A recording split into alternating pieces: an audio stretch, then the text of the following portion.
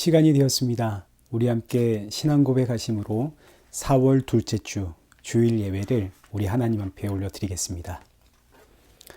전능하사 천지를 만드신 하나님 아버지를 내가 믿사오며 그 외아들 우리 주 예수 그리스도를 믿사오니 이는 성령으로 잉태하사 동정녀 마리아에게 나시고 본디오 빌라도에게 고난을 받으사 십자가에 못 박혀 죽으시고 장사한 지 사흘 만에 죽은 자 가운데서 다시 살아나시며 하늘에 오르사 전능하신 하나님 우편에 앉아 계시다가 저리로서 산자와 죽은 자를 심판하러 오시리라. 성령을 믿사오며 거룩한 공예와 성도가 서로 교통하는 것과 죄를 사하여 주시는 것과 몸이 다시 사는 것과 영원히 사는 것을 믿사옵나이다. 아멘. 교독문 제32번 우리 함께 교독하시겠습니다. 여호와여, 내가 주께 피하오니 내가 영원히 수치를 당하게 하지 마소서. 주의 의로 나를 건지시며 나를 풀어주시며 주의 길을 내게 기울이사 나를 구원하소서. 주는 내가 항상 피하여 숨을 바위가 되소서. 주께서 나를 구원하라 명령하셨으니 이는 주께서 나의 반석이시요 나의 요새이심이니이다. 나의 하나님이여, 나를 악인의 손 곧 불의한 자와 흉악한 자의 장중에서 피하게 하소서. 주 여호와여, 주는 나의 소망이시요 내가 어릴 때부터 신뢰한 이시라. 내가 모태에서부터 주를 의지하였으며 나의 어머니의 배에서부터 주께서 나를 택하셨사오니 나는 항상 주를 찬송하리이다. 아멘. 우리 찬송가 10장 함께 찬양하시겠습니다. 전능왕 오셔서 주 이름 찬송케 하옵소서. 영광과 권능의 성부여 오셔서 우리를 다스려 주옵소서. 강생한 성자여 오셔서 기도를 드리소서. 택하신 백성들 복 내려 주시고 거룩한 마음을 주옵소서. 위로의 주 성령 오셔서 큰 증거 주옵소서. 전능한 주시여 각 사람 맘에서 떠나지 마시고 계십소서. 성삼위일체께 한없는 찬송이 드립니다. 존귀한 주님을 영광 중배옵고 영원히 모시게 하옵소서. 아멘. 우리 함께 기도하겠습니다. 살아계신 하나님 아버지, 이 귀한 날 주님 앞에 예배 드릴 수 있음에 감사드립니다. 이 예배를 드리는 시간 내내 이 예배는 오직 예수님의 십자가 공로로 드릴 수 있다는 사실 기억하게 하시고, 예배 후에는 이 귀한 예수 생명의 증인으로 살아갈 수 있도록 우리 모두에게 성령의 충만함 부어 주옵소서. 예수님의 이름으로 기도드리옵나이다. 아멘. 오늘 보실 하나님의 말씀은 로마서 7장 14절에서 25절까지의 말씀입니다. 우리 한 절씩 교독하시겠습니다. 우리가 율법은 신령한 줄 알거니와 나는 육신에 속하여 죄 아래 팔렸도다. 내가 행하는 것을 내가 알지 못하노니 곧 내가 원하는 것은 행하지 아니하고 도리어 미워하는 것을 행함이라. 만일 내가 원하지 아니하는 그것을 행하면 내가 이로써 율법이 선한 것을 시인하노니 이제는 그것을 행하는 자가 내가 아니요 내 속에 거하는 죄니라.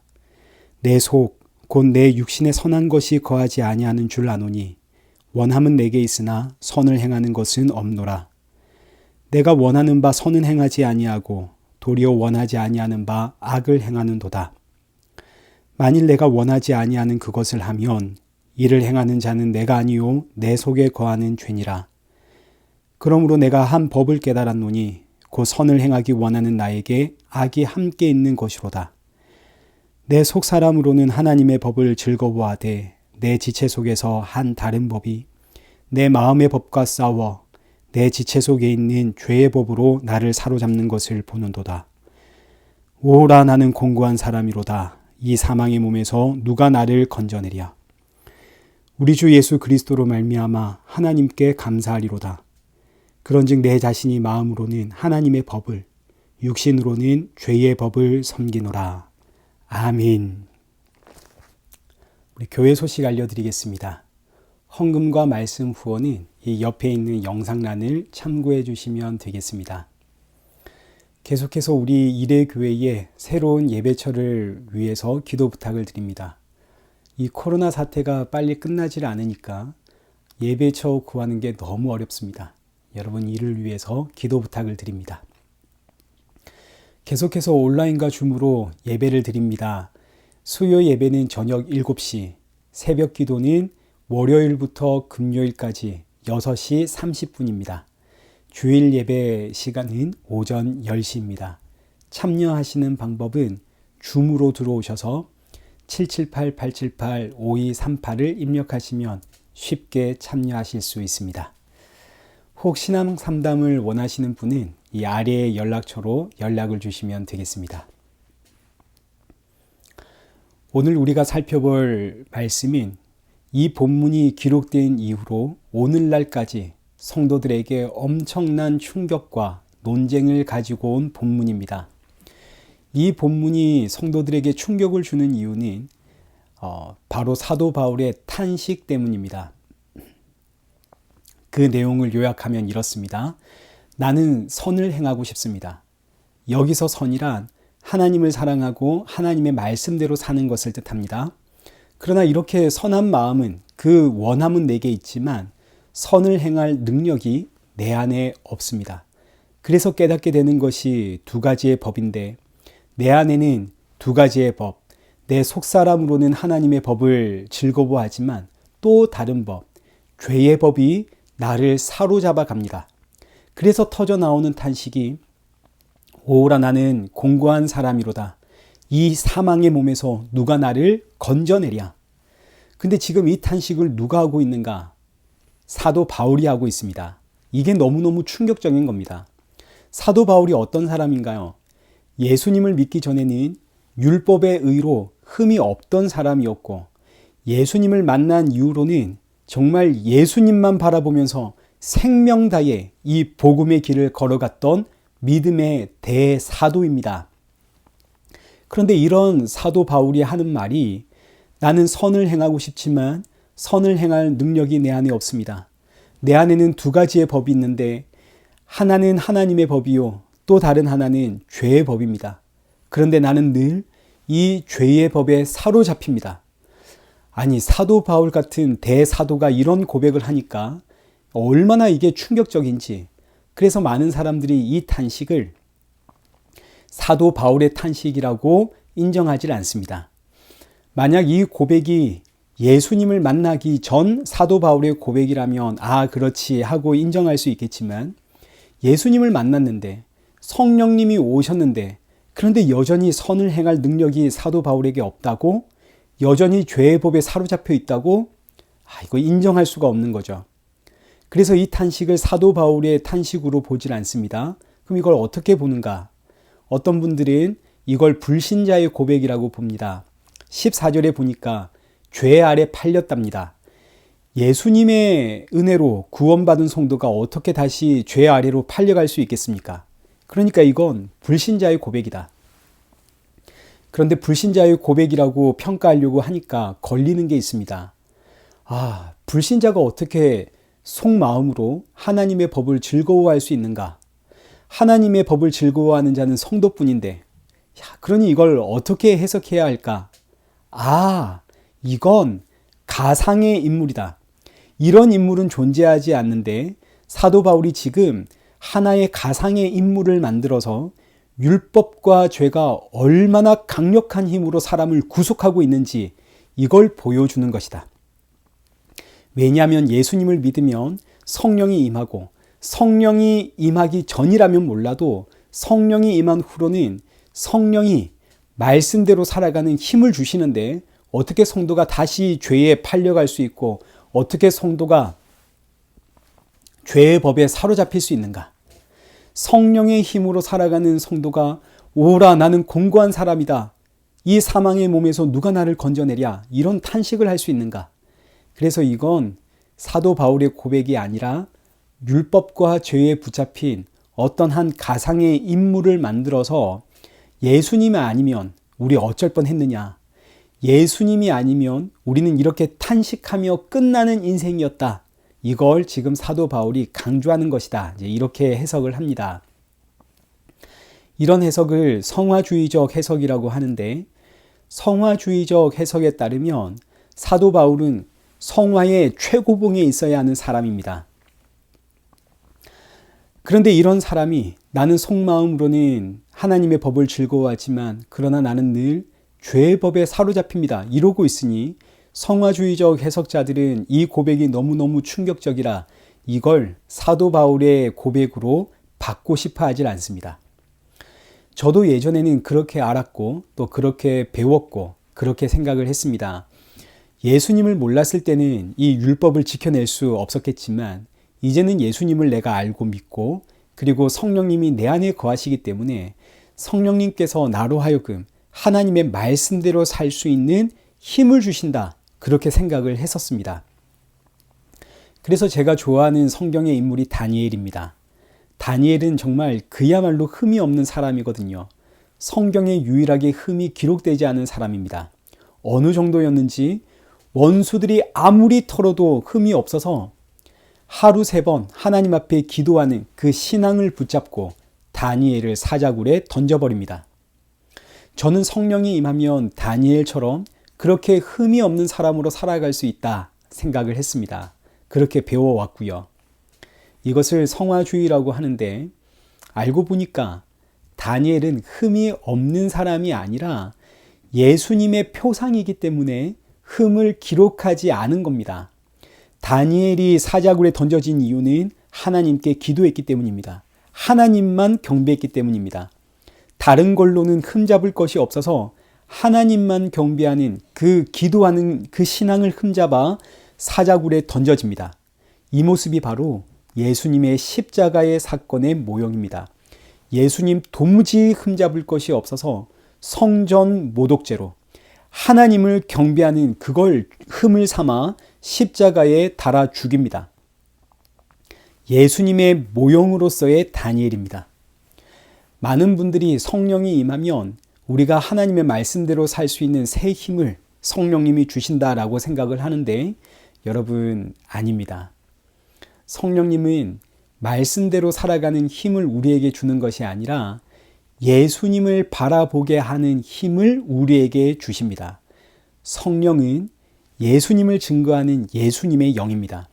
지금 이 상황, 이 환경 속에서 이런 날 구원하신 예수님을 바라보게 하는 그 힘을 주시는 분, 그분이 성령님입니다. 말씀대로 살아가도록 힘을 주는 것과 예수님을 바라보도록 힘을 주는 것은 비슷한 것 같지만 완전히 다릅니다.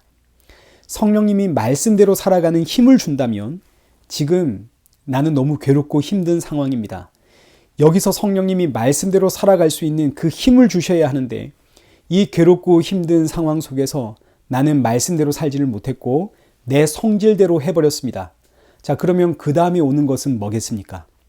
그 다음에 오는 것은 엄청난 죄책감입니다. 내가 그렇게 다짐하고 각오했는데 나는 결국 내 성질대로 살고 말았구나. 내 욕심대로 살고 말았구나. 성령님은 대체 나에게 힘 안 주시고 뭐 하셨나? 성령님을 향한 원망도 나오고 성령님이 힘 주지 않았다는 핑계도 나오고 그리고 또 나에게 실망하게 되고 죄책감 때문에 너무너무 괴롭게 되어지고 그러나 완전히 반대로 예수님을 바라보게 하는 힘은 이런 겁니다. 지금 내가 처한 상황이 너무 괴롭고 힘들고 어렵습니다. 믿음으로 신앙인으로서 여기서 지금 버텨보려고 했지만 너무 화가 나서 견딜 수 없어서 결국 또 내 성질대로 해버렸습니다. 또 내 쾌락을 쫓아 내 욕망대로 해버렸고 내 욕심대로 해버렸습니다. 자, 그런데 이때 성령님이 이렇게 욕심대로 살아가고 내 욕망대로 살아가 버린 내 성질대로 살아가 버린 이런 나를 붙잡고 예수님 바라보는 힘을 주십니다. 예수님을 바라보게 되었습니다. 자, 그러면 그 다음엔 어떻게 될까요? 저는 예전에 제가 이렇게 저의 욕심대로 살고 저의 성질대로 살면 하나님이 저를 가만두지 않고 나를 심판하신다, 나를 때리신다 이렇게 배웠습니다. 또 그런 줄 알았습니다. 그래서 저에게 안 좋은 일이 생기면 내가 말씀대로 안 살아서 내가 내 욕심대로 살아서 그래서 하나님이 나를 치시는구나. 하나님이 나를 벌 내리시는구나. 하나님 저를 용서해 주세요. 앞으로는 저 이렇게 안 살겠습니다. 제가 이런 기도 얼마나 많이 했는지 모릅니다. 근데 이제는 알죠. 여러분 그렇지 않습니다. 이건 그야말로 공갈 협박입니다. 이런 공갈 협박으로 성도를 하나님께 묶어놓는 것은 정말 유치한 겁니다. 하나님과 성도의 관계는 사랑의 관계지 이런 협박의 관계, 이런 공갈 협박의 관계가 절대 아닙니다. 그런데 여기서 중요한 것도 하나님과 성도의 관계는 사랑의 관계인데 이 사랑도 내가 하나님을 사랑하고 하나님도 나를 사랑하는 그런 쌍방간의 멋진 아름다운 사랑의 관계가 아니라 하나님과 나와의 사랑의 관계는 하나님의 일방적인 사랑의 관계입니다. 내가 하나님을 사랑하든 안 하든 나의 사랑과는 전혀 상관이 없이 하나님 편에서 일방적으로 나를 사랑하는 사랑의 관계. 왜냐하면 우리는 하나님을 사랑하고픈 마음의 소원은 간절하지만 그러나 이 사랑을 행할 능력이 우리 안에 없습니다. 이것이 오늘 본문 사도 바울의 고백입니다. 하나님을 정말 너무너무 사랑하며 살고 싶습니다. 그러나 그 사랑을 행할 능력이 내 안에 없습니다. 여러분 이게 우리 모두가 공감하고 있는 내용 아닙니까? 여러분 다 하나님 사랑하시죠? 하나님 사랑하니까 그 사랑을 실천하며 살고 싶으시죠? 근데 여러분 어떻게 하나님 사랑 실천하며 사십니까? 자, 우리를 보십시오. 우리 하나님 사랑을 실천할 능력이 없습니다. 지금 내 환경이 이래서 내 상황이 이래서 그래서 하나님 사랑을 실천할 여건이 안 된다. 그래서 실천을 못한다. 그렇지가 않습니다. 하나님 사랑을 실천하고픈 마음의 소원은 간절하지만 그러나 그 사랑을 실천할 능력이 우리 안에 없는 겁니다. 그래서 우리는 핸드폰 볼 시간은 많죠. 컴퓨터, 인터넷 할 시간은 많습니다. TV 볼 시간은 많습니다. 그런데 정작 성경 볼 시간은 없고 기도할 시간은 없습니다. 나가서 돈 벌 시간은 있고 나가서 친구들과 커피 한 잔 마실 시간은 있지만 하나님과 함께 할 시간은 별로 없습니다. 우리 다 그러고 삽니다. 그래서 터져 나오는 사도 바울의 고백이 오호라 나는 공고한 사람이로다 이 사망의 몸에서 누가 나를 건져나리야. 그러면 이제 이런 나에게 하나님의 백성처럼 살지를 못했습니다. 내 성질대로 살았고 내 욕망대로 살았습니다. 이런 나에게 하나님이 이제 심판의 매를 드시는가? 아닙니다. 하나님은 이런 나에게 심판의 매를 드시는 것이 아니라 내 안에 계시는 성령을 통해 예수님을 바라보는 힘을 넣어주십니다. 그래서 이런 내가 예수님을 바라보게 됩니다. 그러면 나는 왜 이 모양인가? 이런 죄책감과 이런 나에 대한 실망이 나오는 것이 아니라 그럼에도 불구하고 이런 나를 구원하신, 이런 나를 사랑한다 하시는 그 하나님의 은혜, 그 십자가의 은혜, 그 예수님의 사랑에 감사와 찬양이 터집니다.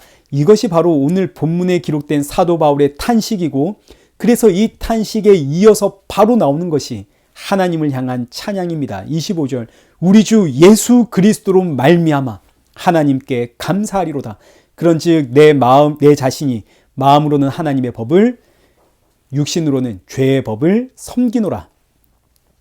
그런데 이런 말씀을 마치 면죄부를 받은 것처럼 죄를 지어도 예수님만 바라보면 된다는 식의 그런 면죄부처럼 이 말씀이 들려서 이건 아니지 않나 이런 생각을 하시는 분들이 계시는데 여러분 이 말씀은 면죄부가 맞습니다. 예수님은 저와 여러분의 면죄부입니다.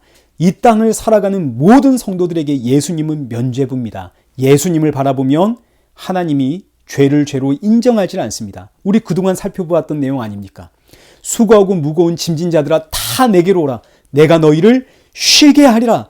예수님은 우리에게 쉼을 주시는 그 안식과 평안을 주시는 우리의 면죄부입니다. 여러분 이걸 이상하게 생각하시면 안 됩니다. 예수님이 우리에게 안식을 주십니다. 그 어떤 죄를 지었다 하더라도 나는 오늘도 결국 내 욕심대로 살았고 내 성질대로 살고 말았습니다. 오늘도 결국은 돌아보니까 내 욕망과 쾌락을 따라 살았습니다. 그런데 성령께서 이런 나를 예수님 바라보도록 힘을 넣어주시고 그래서 그 힘을 의지하여 예수님을 바라보는 순간 맞아 난 이런 죄인이야. 그런데 예수님은 이런 나를 살리셨지. 여기서 맛보는 평안과 안식. 예수님이 저와 여러분의 면죄부가 되십니다. 그 어떤 죄를 지었다 하더라도 예수님 안에 있으면 용서를 받습니다. 그런데 이때 성령이 우리에게 예수님 바라보는 힘을 넣어주시는데 그런데 내가 너무너무 죄책감에 사로잡혀 내가 어떻게 예수님을 바라보나 그래서 예수님을 바라보지를 않으면 하나님은 그때 매를 드십니다. 내 아들이 너를 살리려고 십자가에 죽었는데 내 아들의 죽음으로 너의 죄를 죄로 보지 않고 너의 죄를 죄로 인정하지 않겠다 내가 약속했는데 그런데 너는 왜 내 아들을 보지 않느냐? 그런데 너는 왜 내 아들을 보질 않느냐? 그때 하나님이 매를 드십니다. 하나님의 매는 저와 여러분이 예수님을 보지 않을 때 그때 드시는 게 매입니다. 내가 욕망대로 살아서 내가 쾌락을 쫓아 살아서 내가 또 내 성질대로 살아서 내가 또 죄를 지어서 그래서 하나님이 매를 드는 게 아닙니다. 하나님의 매는 이런 우리가 예수님을 바라보지 않을 때 그때 매를 드십니다. 하나님이 우리를 구원하심은 우리가 원래 이런 죄인이라는 것 알고 구원하셨습니다. 이런 죄인은 예수님의 십자가의 피값 말고는 구원할 방법이 없기 때문에 예수님 십자가에 죽으셨습니다. 예수님 다 아십니다. 하나님 전부 아십니다. 그 예수님을 바라보지를 않으면 매를 드시는 겁니다. 그래서 사도 바울의 고백이 24절입니다. 오라 나는 공고한 사람이로다. 이 사망의 몸에서 누가 나를 건져내랴? 누가 나를 건져주시나요? 예수님, 성령님이 이런 나에게 예수님을 바라보게 하는 그 힘을 넣어주시니 그래서 예수님을 바라보게 되니 그때 터지는 찬양의 말씀이 우리 주 예수 그리스도로 말미암아 하나님께 감사하리로다. 감사의 찬양이 터져 나오는 겁니다. 이것이 오늘 본문의 내용입니다. 자, 이제 우리 오늘 이 본문의 말씀을 한 구절 한 구절 우리 함께 살펴보겠습니다. 먼저 14절입니다. 우리가 율법은 신령한 줄 알거니와 나는 육신에 속하여 죄 아래 팔렸도다. 우리가 율법은 신령한 줄 압니다. 신령하다는 말은 하늘에 속했다는 뜻이고 하나님께 속했다라는 뜻입니다. 하나님께 속한 것을 신령하다라고 표현을 하는 거죠. 율법은 하나님께 속한 신령한 겁니다. 그러니 이 율법은 어떤 사람만이 지킬 수 있을까요? 하나님께 속한 신령한 사람만 율법을 지킬 수 있겠죠. 자, 그럼 이제 질문입니다. 이스라엘 백성들 광야에서 이 신령한 율법을 받았을 때에 이스라엘 백성들은 하나님께 속한 신령한 자인가요? 아니면 죄에 속한, 땅에 속한 사람들인가요? 이스라엘 백성들이 광야에서 율법을 받았을 때 그들은 땅에 속한 인생입니다. 아담과 하와의 선악과 사건 이후로 모든 인생은 전부 땅에 속했고 죄에 속한 인생입니다. 그 누구도 하나님께 속한 사람은 아무도 없습니다. 자, 이스라엘 백성들을 보십시오. 애굽에서 세상에서 어린 양의 죽음으로 출애굽을 했습니다. 이제 우리말로 하면 예수님을 통해 구원을 받았다는 이야기입니다. 그리고 나서 홍해를 건너죠. 세례를 받았다는 뜻입니다. 그러나 그럼에도 불구하고 이들은 여전히 어디에 속해 있는 인생인가요? 땅에 속해 있는 인생입니다. 이 말씀은 오늘 우리에게도 고스란히 적용됩니다. 우리는 지금 예수님을 믿습니다. 구원을 받았습니다. 세례도 받았습니다. 그러나 여러분, 우리는 하늘에 속한 신령한 자인가요? 땅에 속한 자인가요? 여러분, 우리는 여전히 땅에 속해 있는 인생입니다. 부활하신 예수님이 지금 영으로 내 마음에 계시기에 우리의 영은, 우리의 속사람은 하나님께 속한 신령한 것이지만, 그러나 이 몸은 아담과 하와의 선악과 사건 이후로 이 땅에서 태어났기 때문에 우리의 몸은 땅에 속한 몸입니다. 그래서 사도 바울이 이 몸을 사망의 몸이라고 부르는 것이고, 우리 주 예수 그리스도 다시 오시는 날 이 사망의 몸이 홀연히 변하여 부활의 몸을 입을 것이라고, 그래서 성도는 그 몸의 속량을 기다리며 사는 것이라고 우리에게 가르치고 있는 거죠. 그럼 다시 본문 14절 말씀을 한번 보십시오. 율법은 신령하지만 나는 어디에 속했다고요? 육신에 속했습니다. 그때 우리 전부 다 죄 아래 팔려 있었습니다. 여러분, 이제 이 말씀 이해되시죠? 하나님이 주신 율법은 신령한 겁니다. 그러나 그때 여기서의 우리는 예수님이 오시기 전입니다. 예수님이 오시기 전, 그때 우리는 전부 육신에 속했고 죄 아래 팔려 있던 인생이었습니다. 그러니 신령한 율법 지킬 수 있나요? 없나요? 지킬 수가 없죠. 그럼 이제 이 신령한 율법은 누가 지켜야 됩니까? 하나님께 속한 신령한 자가 오셔야만 이 율법은 지켜낼 수가 있는 겁니다. 그러니 이 신령한 율법을 지켜내실 그 하나님께 속한 신령한 분이 오기를 바라보게 하는 것이 이 신령한 율법의 역할입니다. 율법을 상징하는 것은 두 돌판입니다. 모세가 시내산에서 하나님으로부터 친히 돌판을 받아서 내려옵니다. 이때 땅 밑에서는 금송아지를 섬기면서 난리가 났습니다. 모세가 두 돌판 던져 깨버리죠. 왜 깨버리나요? 이 율법대로 한다면 이 백성들은 이 자리에서 전부 진멸되는 겁니다. 그래서 모세가 두 돌판을 던져 깨버립니다. 이때 하나님께서 모세에게 하시는 말씀이, 내가 이 백성들을 여기서 다 진멸하고 너의 후손으로 내가 다시 시작하겠다. 이때 모세가 하나님께 기도하죠. 출애굽기 32장 31절. 모세가 여호와께로 다시 나아가 여짜오되 슬프도소이다. 이 백성이 자기들을 위하여 금신을 만들어 싸우니 큰 죄를 범하였나이다. 그러나 이제 그들의 죄를 사하시옵소서. 그렇지 아니하시오면 원하건대 주께서 기록하신 책에서 내 이름을 지워버려 주옵소서. 모세가 자신의 생명을 걸고 백성을 위해 기도를 합니다. 이때 하나님은 그 모세의 생명을 받으시고 이스라엘 백성들을 용서해 주시고, 그리고 새로운 돌판을 모세에게 만들어 주십니다. 그러니까 이스라엘 백성들이 받은 돌판은 두 번째 돌판입니다. 첫 번째 돌판은 깨졌습니다. 첫 번째 돌판은 율법입니다. 율법대로 하자면 이 백성들은 전부 죽습니다. 그런데 그 돌판은 깨졌죠. 그리고 받은 두 번째 돌판입니다. 이 두 번째 돌판은 은혜의 돌판입니다. 누구의 생명을 담보로 주어진 돌판인가요? 모세의 생명을 담보로 주어졌죠. 그럼 이제 이스라엘 백성들은 이 새롭게 받은 두 번째 돌판을 통해서 누굴 보아야 하나요? 자신의 생명을 담보로 우리를 구원한 그 구세주 모세를 보아야겠죠. 이 구세주 모세가 누구의 모형입니까? 예수님의 모형 아닙니까? 그 생명으로 우리를 구원하신 예수 그리스도. 그러니 두 번째 돌판은 은혜의 돌판으로 생명을 담보로 너와 나를 구원하신 예수 그리스도를 바라보라고 주신 돌판입니다. 너희는 여기서 전부 심판받아야 하는 인생인데, 생명을 담보로 너를 구원한 내 아들 때문에 너희가 산다. 그러니 내 아들을 보며 살아라. 이것이 두 번째 돌판의 기능입니다. 그러니 이 돌판은 신령한 것이고 하나님께 속한 신령한 구원자를 바라보게 하는 돌판입니다. 그런데 이 돌판을 받은 이스라엘 백성들은 죄 아래 팔려 있는 인생이기 때문에 율법을 통해서 하나님께 속한 자신의 생명을 담보로 나를 구원한 그 신령한 구원자를 바라보는 것이 아니라, 그래, 하나님이 이 율법 주셨으니 우리 이 율법대로 살아감으로써 하나님을 향한 우리의 사랑을 드러내자. 그래서 이스라엘 백성들이 하나님께 그렇게 매를 맞는 겁니다. 땅에 속한 자들이 하나님께 속한 그 신령한 율법을 지키려고 하니까 땅에 속한 자들은 절대로 지킬 수 없는 법인데, 무엇보다도 이 법은 하늘에 속한 그 신령한 구원자를 바라보라고, 그 생명을 담보로 너희를 구원한 내 아들 보라고 주신 것인데, 그 하나님의 어린 양, 그 아들은 보지를 않고 자꾸 내가 지키면서 하나님을 향한 나의 사랑을 증명하려 하고, 하나님 나 잘했죠 이러니까 하나님이 매를 드시는 겁니다. 그래서 15절 말씀 보시죠.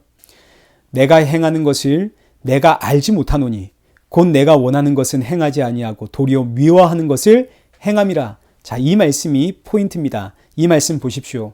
이스라엘 백성들이 자기가 행하는 것이 뭔지를 모릅니다. 내가 행하는 것을 내가 알지 못하노니, 이스라엘 백성들이 행하고 있는 게 뭡니까? 율법을 지키는 겁니다. 율법을 흠없이 지켜내는 것, 이걸 지금 행하고 있으면서도 이게 뭔지를 알지를 못합니다. 율법이 뭘 의미하는지를 모른다는 뜻입니다. 이게 사도 바울 자신의 이야기입니다. 사도 바울은 정말 하나님을 누구보다 사랑한 사람입니다. 그래서 율법을 흠없이 지켜내므로 하나님의 사랑을 증명했고 하나님의 사랑을 드러냈습니다. 근데 그 결과는 그 뜨거운 율법의 열심으로 예수님을 죽이고 교회를 핍박했습니다. 그래서 사도 바울이 이 이야기를 하는 겁니다. 그때는 내가 율법을 행하면서도 이게 뭘 의미하는지를 몰랐다. 그래서 하는 말이 나는 하나님을 사랑한다 행했는데 알고 보니 그게 전부 하나님이 미워하는 일이더라. 그래서 15절 말씀, 곧 내가 원하는 것은 행하지 아니하고 하나님을 사랑한다 열심히 행했는데 내가 원하는 것은 하나님의 사랑이 아니었다는 뜻입니다. 도리어 하나님이 미워하는 것을 행하더라. 하나님을 향한 내 사랑과 내 열심이 알고 보니 하나님이 미워하는 것이요 하나님이 싫어하는 것이더라. 전부 죄요 악이라는 뜻입니다. 하나님을 향한 내 열심과 내 정성과 내 사랑이 전부 하나님이 미워하는 것이더라. 그래서 17절부터 20절까지 우리 함께 읽도록 하겠습니다. 이제는 그것을 행하는 자가 내가 아니요 내 속에 거하는 죄니라. 내 속 곧 내 육신에 선한 것이 거하지 아니하는 줄을 아노니 원함은 내게 있으나 선을 행하는 것은 없노라. 내가 원하는 바 선은 행하지 아니하고 도리어 원하지 아니하는 바 악을 행하는도다. 자, 지금 이스라엘 백성들과 사도 바울은 하나님의 말씀대로 살고 싶고 그리고 하나님을 사랑하며 살고 싶어 합니다. 이게 선이라는 사실을 알고 있습니다. 선이라는 개념을 알고 있는 거죠. 그래서 그렇게 하나님의 말씀대로 살았고 하나님의 사랑을 표현하며 살았는데, 근데 알고 보니까 그게 전부 다 악이요 하나님이 미워하는 죄라는 것을 알게 되었습니다. 자, 이게 무슨 이야기냐면 사도 바울이 예수님을 만나자 선과 악의 개념이 새롭게 정립되었다라는 뜻입니다. 과거에는 하나님이 우리에게 율법을 주었으니까 이 율법을 지켜내는 것이 하나님 사랑이라고 생각을 했습니다. 율법 지켜내는 것은 선이라고 보았습니다. 그런데 이건 누가 봐도 선이죠. 여러분, 율법을 지키며 하나님의 말씀대로 사는 것 선입니까? 아닙니까? 선이죠. 누가 봐도 선입니다. 그렇지 않습니까? 하나님 사랑하고 이웃 사랑하고 교회를 사랑하고 성도를 사랑하고 사랑하며 살자. 누가 봐도 선입니다. 그런데 이 선의 개념은 내가 생각하고 내가 판단한 선의 개념입니다. 이것이 바로 죄가 하는 일입니다. 아담과 하와가 선악과를 먹었습니다. 그때부터 사람은 스스로 선과 악의 개념을 판단하며 살게 되어집니다. 그러니까 선악과 사건 이후로 사람 안에 들어와 있는 모든 선과 악의 개념은 사람들 사이에서는 이게 선이고 이게 악이겠지만 구분이 되지만 누가 봐도 이게 선이지만 그러나 하나님의 보시기엔 선악과 먹은 인생들이 주장하는 선은 전부 죄요 악이라는 뜻입니다. 그러니 내가 아무리 이게 선이라고 생각하고 행해도 그 선은 선악과 먹고 난 이후에 생겨난 선이기 때문에 전부 악합니다. 전부 악입니다. 그래서 내가 하나님을 사랑한다고 표현하는 그 선한 모습들이 전부 악으로 드러나고 하나님이 미워하는 것이 될 수밖에 없는 거죠. 이 내용을 우리에게 설명하기 위해서 선악과 먹고 난 이후로 등장하는 사건이 가인과 아벨의 제사 사건입니다. 하나님께서 아벨의 제사는 받고 가인의 제사는 받지 않죠. 그러자 가인이 분해서 안색이 변해버립니다. 여러분, 가인이 왜 분했겠습니까?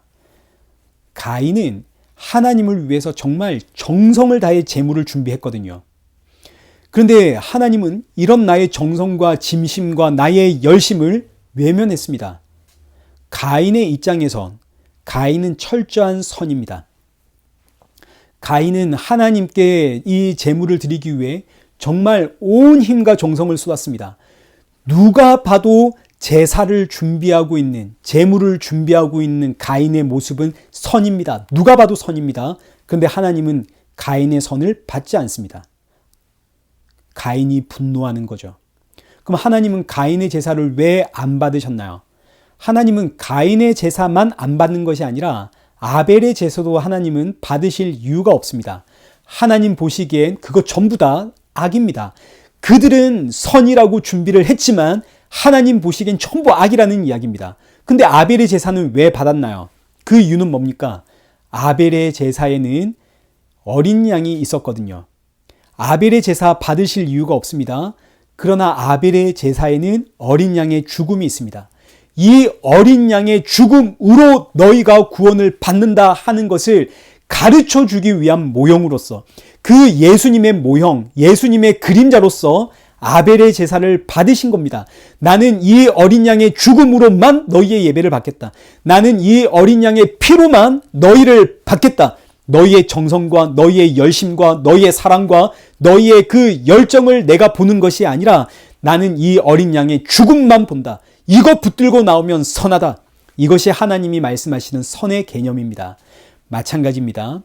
이스라엘 백성들의 마음에는, 사도 바울의 마음에는 하나님의 말씀대로 살고 싶고 하나님을 사랑하는 걸 표현하며 살고 싶습니다. 진심입니다. 그래서 율법을 흠없이 살아냈습니다. 그렇게 열심히 살아냈습니다. 누가 봐도 예배를 준비하고 있고 예배를 드리고 있는 이스라엘 백성들의 모습은 선합니다. 그 선함 가운데서도 최고는 바리새인입니다. 온 백성들의 존경을 받는 선생입니다. 그런데 성경은, 예수님은 그들을 향해 너희의 아비는 마귀다. 왜요? 이게 바로 가인의 모습이기 때문입니다. 가인을 보십시오. 누가 봐도 예배를 준비하는 가인의 모습은 선합니다. 온 힘을 다해 농사를 지으면서 이거 하나님께 드릴 제물이야. 최선을 다해 일해서 가장 좋은 것 하나님께 드려야지. 누가 봐도 우리 눈에는 선한 모습입니다. 그러나 하나님 보시기엔 악입니다. 선악과 이유로 나온 모습들이거든요. 이건 악입니다. 그러니 가인이 분노하는 거 아닙니까? 어떻게 이게 악이 될 수 있습니까? 바리새인들도 마찬가지입니다. 누가 봐도 그들은 선합니다. 근데 예수님은 너희 아비는 마귀다. 그러니 바리새인들이 분이 나서 견딜 수 없어 하는 거죠. 이게 어떻게 악이요? 이게 어떻게 죄입니까? 그럼 대체 선은 뭡니까?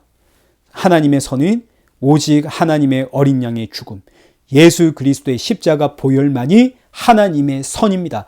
그러니 17절부터 19절까지의 말씀은 우리는 선을 행하기 위해 그렇게 노력했는데, 힘쓰고 애썼는데, 여기서 선이란 자기 기준의 선을 뜻하는 겁니다. 우리는 선을 위해 그렇게 노력했는데, 하나님 사랑을 위해 율법 말씀대로 살기 위해 그렇게 노력했는데 하나님은 그 모든 것을 악으로 보시더라. 그래서 우리의 행위로는 내가 아무리 노력해도 아무리 힘을 내도 하나님이 원하시는 선의 개념이 나오지 않더라. 그래서 사도 바울이 한 법을 깨닫게 되는데 21절, 그러므로 내가 한 법을 깨달았노니 곧 선을 행하기 원하는 나에게 악이 함께 있는 것이로다. 내 속사람으로는 하나님의 법을 즐거워하되 내 지체 속에서 한 다른 법이 내 마음의 법과 싸워 내 지체 속에 있는 죄의 법으로 나를 사로잡는 것을 보는도다. 나는 정말 하나님을 사랑하고 하나님의 말씀대로 살고 싶습니다. 그래서 그렇게 말씀대로 살았고 힘을 다해 온 정성과 열심을 다해 살아왔는데, 그런데 그건 하나님이 원하시는 선이 아니라 도리어 하나님이 미워하시는 모습입니다. 그럼 대체 선은 뭡니까? 나는 그러면 하나님이 원하시는 그 선을 행할 수 없단 말입니까? 그래서 터져나오는 신음과 같은 탄식이 24절, 오호라 나는 공고한 사람이로다. 이 사망의 몸에서 누가 나를 건져내랴. 교회를 핍박하기 위해 살기 등등하여 다메섹으로 가던 사도 바울. 난 정말 하나님을 사랑하는 사람이야. 율법에 흠이 없는 사도 바울. 그런데 그 다메섹 도상에서 빛으로 오신 예수님을 만나자 한순간 그가 무너져 내리면서 깨닫게 되는 건 나는 죄인 중에 괴수구나. 이 율법은 바로 저 메시아, 저 하나님의 어린 양, 십자가에 죽으신 예수님 바라보라고 주신 것인데 나는 이 신령한 법을 지키려고 애쓰면서 예수님을 죽이고 교회를 핍박했구나. 오라 나는 공고한 사람이로다. 이 사망의 몸에서 누가 나를 건져내랴. 그때 내 안에 계시는 성령이 예수님을 바라보는 힘을 주십니다. 그 힘을 의지하여 예수님을 바라보니 세상에 그때 터져 나오는 찬양의 고백이 25절 우리 주 예수 그리스도로 말미암아 감사하리로다. 이런 나를 예수님이 구원하셨고 이런 나를 예수님이 사랑하시는구나. 나는 예수 그리스도 안에 있으면 되는구나. 나는 이 모양이지만 이 사망의 몸에 붙들려 있지만 예수 그리스도 안에 있으면 하나님의 자녀구나. 나의 죄를 죄로 인정하지 않는구나. 여러분, 예수님이 저와 여러분의 면죄부입니다. 그런데 이 말씀은 그 다음에 나오는 구절이 더 중요합니다. 그런즉 내 자신이 마음으로는 하나님의 법을 육신으로는 죄의 법을 섬기노라.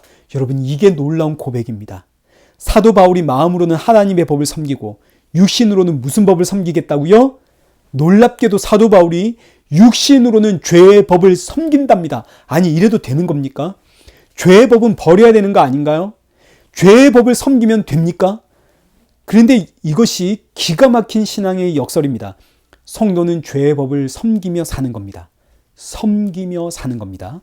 여기서 죄의 법이란 세상이 말하는 그런 죄의 법, 살인, 강도, 도둑질, 사기, 시기, 질투, 미운, 다툼, 수군수금, 당을 짓기, 이런 죄의 법을 이야기하는 게 아닙니다. 사도 바울이 그동안 내가 죄에 팔렸다, 선을 행하려고 했는데 알고 보니 그게 전부 하나님이 미워하시는 일이더라. 여기서 말하는 죄란 뭘 의미하나요? 하나님의 말씀대로 살아가려고 했던, 하나님을 사랑하며 살려고 했던 그 나의 모든 소망들이 알고 보니 가인의 모습이었다. 가인의 모습과 똑같은 죄였다. 이런 뜻입니다. 그러나 그렇다고 해서 그러면 이제 나 하나님의 말씀대로 안 살아도 되겠네? 예수님 안에 있으면 된다며? 이렇게 나올 수 있는가? 그럴 수 있는 것이 아니라 예수님을 몰랐을 때는 내가 하나님의 말씀대로 살려고 했던 그 모든 행위가 과인과 같았지만, 가인과 같은 죄였지만, 그러나 이제는 예수 그리스도를 알기에, 예수님의 구원을 알기에, 예수님을 바라보기에, 그래서 이제는 내가 하나님의 말씀대로 살아가는 모든 행위는 아벨과 같다는 이야기입니다. 아벨, 이건 전부 다 그 은혜에 감사하여, 그 주신 그 은혜 사랑에 감사하여 나오는, 그래서 하는 말이 육신으로는 죄의 법을 섬기노라. 예수님을 몰랐을 때는 말씀대로 살아가던 모든 모습이 하나님이 미워하는 죄의 모습이었습니다. 그래서 탄식이 나왔습니다. 아무리 말씀대로 살아도 하나님이 미워하시는 죄니까요. 나에게서는 하나님이 원하시는 선이 안 나옵니다. 그래서 터지는 탄식이, 이 사망의 몸에서 누가 나를 건져내랴. 그런데 예수님을 만났습니다. 예수님이 나를 건지셨습니다. 예수님이 나를 건지셨고 예수님이 선이라는 사실을 알기에 이제 내가 하나님의 말씀대로 사는 것은 더 이상 죄가 아닙니다. 이제는 말씀대로 사는 것이 하나님을 향한 감사의 표현이고 그 받은 은혜에 대한 표현입니다. 그래서 나는 마음으로는 하나님의 법을, 이 육신으로는 죄의 법을 섬기겠노라. 여러분, 이것이 바로 성도의 신앙생활입니다.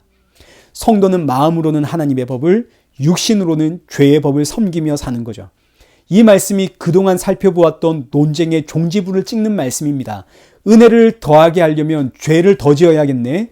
예수님만 믿으면 된다며 그럼 내 마음대로 살아야겠네. 이것이 5장부터 이어지는 논쟁 아닙니까? 5장, 6장, 7장 내내 이 논쟁입니다. 그럼 예수님 믿으면 아무것도 안 해도 되겠네. 이때 사도 바울의 결론은 이렇습니다. 예수님을 믿게 된 성도는 마음으로는 예수님을 바라보게 되고 육신으로는 죄의 법을 섬기며 살아가게 된다. 너무너무 주신 은혜가 감사하여 감사의 표현으로, 그 은혜 받음의 표현으로 죄의 법을 섬기며 살아가게 된다. 그러니 너의 모습을 지금 점검해 보아라. 말씀을 맺겠습니다. 예수님은 저와 여러분의 면죄부입니다. 이 땅의 모든 성도들이 받은 면죄부입니다. 그 어떤 죄도 예수 그리스도 안에 있으면 사함을 받습니다. 여러분, 오늘 내 뜻대로 사셨습니까? 내 욕심과 내 체면과 내 자존심, 내 성질대로 사셨습니까? 여러분, 괜찮습니다. 예수님을 바라보십시오. 성령이 예수님 바라보는 힘을 주십니다. 그때 죄책을 느끼고 예수님 보지 않으면 매맞습니다. 예수님을 바라보십시오. 예수님은 내가 이런 죄인이라는 것 다 알고 나를 부르셨습니다.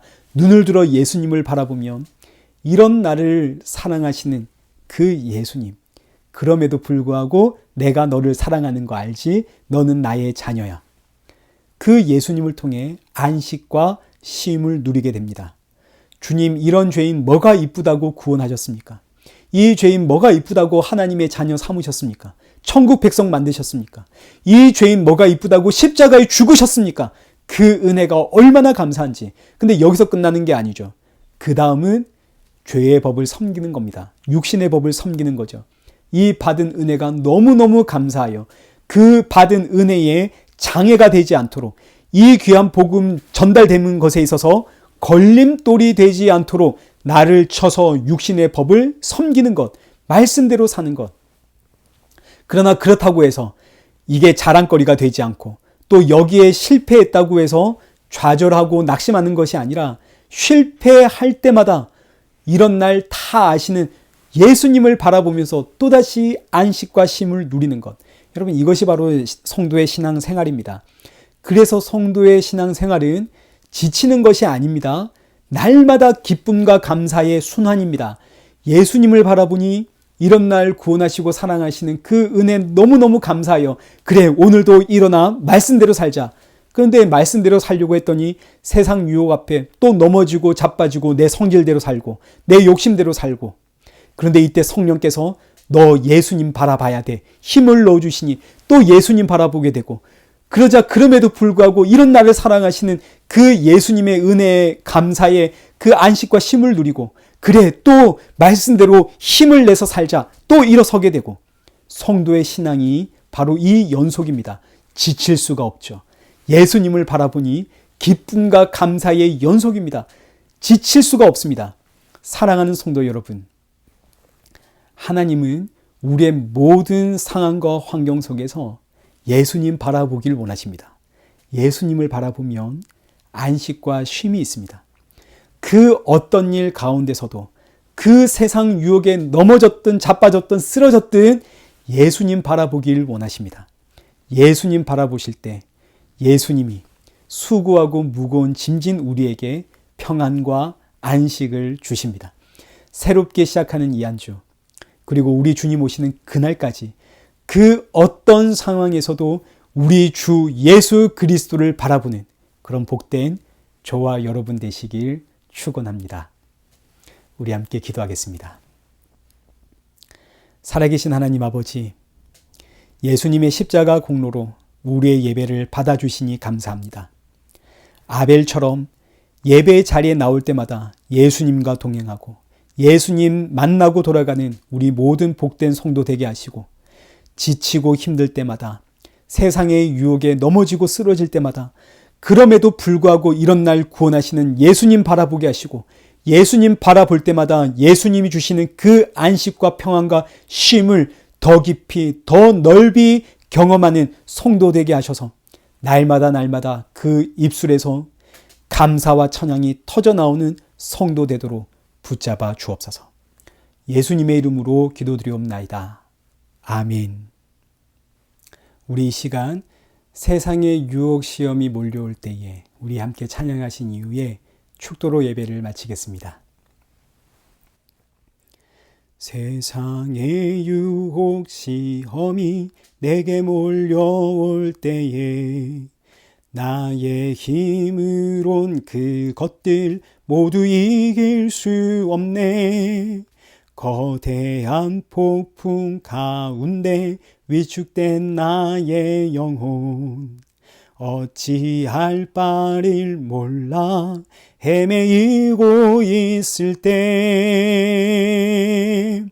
주를 찬양, 손을 들고 찬양.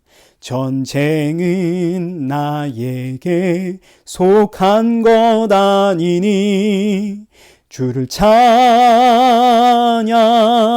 손을 들고 찬양.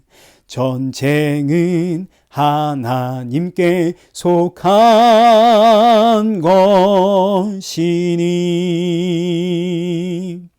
거짓과 속임수로 가득 찬 세상에서 어디로 갈지 몰라 머뭇거리고 있네. 공중의 권세 잡은 자 지금도 우리들을 실패와 절망으로 넘어뜨리려 하네. 주를 찬양, 손을 들고 찬양. 전쟁은 나에게 속한 것 아니니 주를 찬양, 손을 들고 찬양. 전쟁은 하나님께 속한 것이니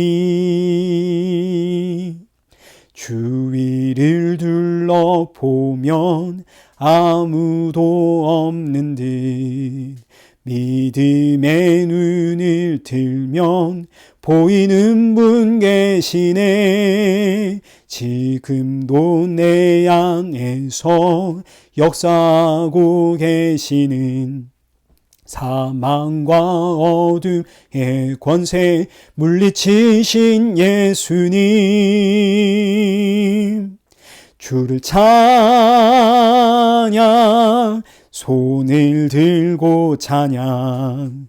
전쟁은 나에게 속한 것 아니니 주를 찬양, 손을 들고 찬양. 전쟁은 하나님께 속한 것이니. 이제는 우리 주 예수 그리스도의 은혜와 성부 하나님의 크신 사랑과 성령 하나님의 위로교통 충만하심이 우리 주 예수 그리스도 다시 오실 그날까지 모든 상황 속에서 예수 그리스도 바라보며 주가 주시는 그 평안과 안식 속에서 십자가의 증인으로 살아가길 소원하는 우리 일회교회와 성도들과 온 세계교회 머리머리 위에 이제로부터 영원토록 함께 있을지어다. 아멘.